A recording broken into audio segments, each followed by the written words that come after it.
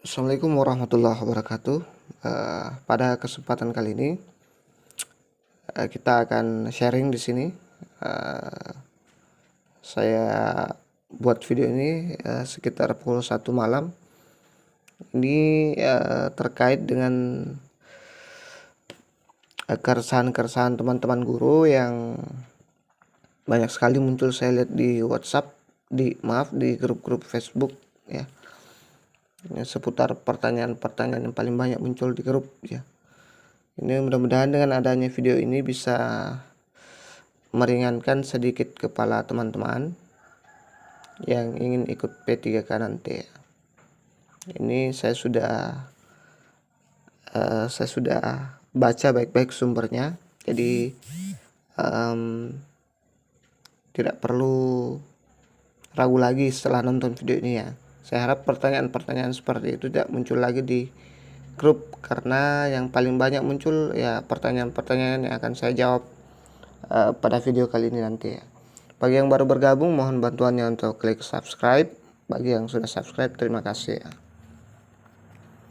Baik, kita langsung masuk ke pertanyaan-pertanyaannya. Nah, ini yang pertanyaan yang paling banyak muncul. Yang pertama itu, kami guru swasta gimana nasibnya? Nah, nih. Yang kedua, bisakah guru TK atau PAUD ikut P3K? Kemudian, tidak linear maksudnya seperti apa ya? Ya, itu ya. Kemudian BSU tahap 2. Nah, ini juga yang heboh mulai tadi sore ya. BSU tahap 2 ini agak lucu juga nih sebenarnya. Oke. Saya akan jawab dulu yang pertama ya. Kami yang guru swasta gimana nasibnya? Kan sudah jelas di peraturan menteri itu di beberapa waktu yang lalu bahwa ini ketiga ini syarat mendaftar di P3K ini ya sudah jelas bahwa yang pertama itu guru honorer di sekolah negeri dan swasta. Jadi tidak perlu takut lagi ya. Kalau swasta kan biasanya dia punya SK yayasan, jadi tidak perlu takut lagi.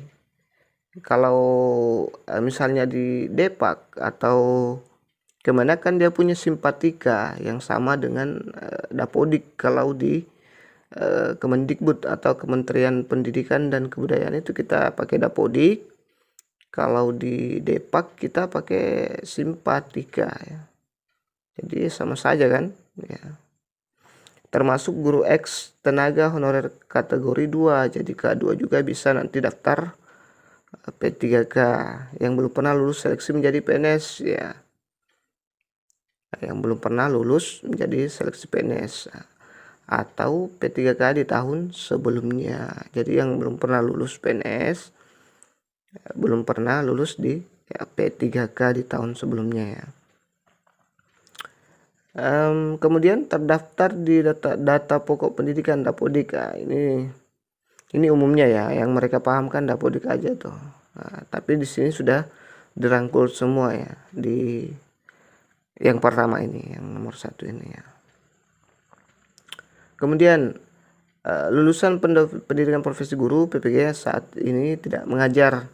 Jadi yang tidak ngabdi, yang tidak ngajar itu punya Serdik, syaratnya harus punya Serdik ya. Jadi kalau misalnya saya ke yang kedua ya, bisa guru TK atau PAUD ikut P3K? Nah, ini juga pertanyaan paling banyak, paling sering muncul saya lihat ya.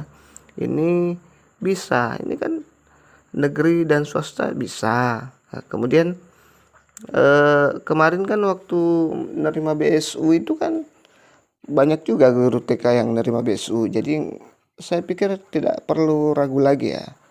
Tidak perlu ragu lagi untuk tidak ikut P3K.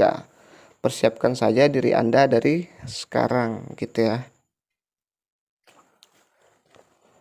Kemudian selanjutnya masih banyak juga yang tidak mengerti nih, saya lihat yang teman-teman yang di grup entah kurang baca atau kurang nangkep ya saat dapat informasi ya. Tidak linear maksudnya seperti apa ya, kan banyak kasus teman-teman kita misalnya kayak di sekolah saya itu dia guru PAI tapi ngajarnya prakarya misalnya. Kemudian guru matematika tapi ngajarnya seni budaya ya gitu ya. Kemudian guru agama dia ngajar pejok misalnya itu ya gitu. Banyak yang kayak gitu. Gimana dong nasib saya yang kayak gini ya gini. Nanti pada saat pendaftaran kan ada pemilihan linearitas jurusan kita. Jadi tidak langsung diceplok di Dapodik atau Simpatika dan sebagainya ya, lantas kita tidak linear, tidak. Nanti pada saat pendaftaran kita akan memilih jurusan atau yang linear dengan latar belakang pendidikan kita gitu ya. Jadi jangan takut lagi yang ngajar matematika, yang punya basic matematika di ijazahnya, ngajar seni budaya, ya tidak perlu khawatir lagi. Karena nanti akan dipilih jurusannya saat mendaftar ya. Jadi jangan ragu lagi ya. Sudah ya, jelas ya. Tidak takut lagi kan? Oke. Selanjutnya BSU tahap 2. Nah, ini juga yang heboh nih. Sore tadi nih, BSU tahap 2. Kemarin-kemarin itu sudah jelaskan bahwa BSU itu hanya sekali ya, tidak ada tahap 2. Dan dari awal memang kementerian itu menginformasikan bahwa BSU itu akan sampai sampai bulan Juni 2021. Jadi saya harap ya ini agak sensitif ya karena ini berhubungan dengan uang. Jadi kalau ada yang nyebarin hoax, saya tidak tahu kenapa sih di grup-grup itu banyak sekali hoax ya. Mungkin karena padahal itu grup guru ya. Rata-rata guru di situ. Saya juga merasa risih kalau ada teman-teman atau oknum yang memanfaatkan hoax itu sebagai penghasilan ya gitu ya. Ditulis di blog biar bisa berpenghasilan di YouTube dan sebagainya ya. Dan anehnya guru-guru di situ juga, teman-teman juga suka juga, maksudnya ladenin hoax-hoax seperti itu. Jadi jangan langsung dicerna mentah-mentah ya, harap dianalisa dulu,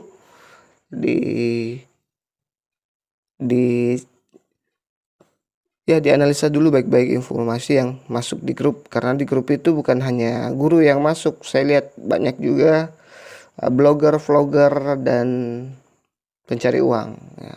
Apalagi kalau BSU itu kan guru-guru pada buruan, apalagi dengar BSU tahap 2 silahkan cek rekeningnya.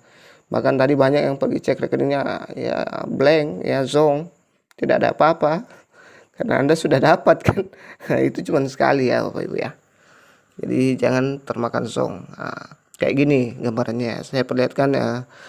Salah satu punya teman saya, kebetulan saya tahu passwordnya karena saya yang bantu kemarin untuk pencairan BSU-nya. Ini teman saya. Jadi yang paling penting Bapak Ibu lihat tanggal terbit SP2D-nya ya. Tanggalnya ini dia di sini tanggal 16 bulan 11 2020 ya. Kemudian terbit SPPN ya.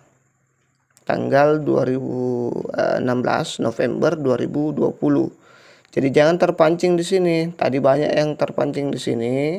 Klik SPJTM, surat pertanggungjawaban mutlaknya, kemudian mereka langsung lihat tanggalnya, oh dapat karena SPJTM-nya tanggal baru lagi nih, 5 Januari misalnya atau 4 Januari misalnya. Nah, itu hoax ya. Tidak ada ya. SPJTM itu kalau kita print, kalau misalnya Bapak Ibu bisa coba langsung, nanti yang akan tercatat tanggal 6, lusa tanggal 7,